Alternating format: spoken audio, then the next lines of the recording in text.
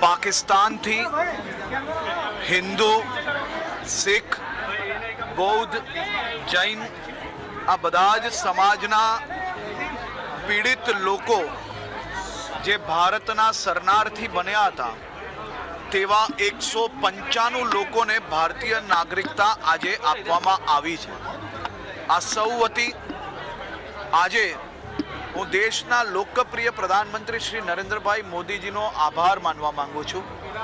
देशना गृहमंत्री श्री अमितभाई शाहजीनो भी आभार मानवा मांगू छूं कि जेमना प्रयासोथी आजे आ सौ पीड़ितोने सौ शरणार्थीओने आ महान भारत देशना नागरिक बनवानो अवसर प्राप्त थयो।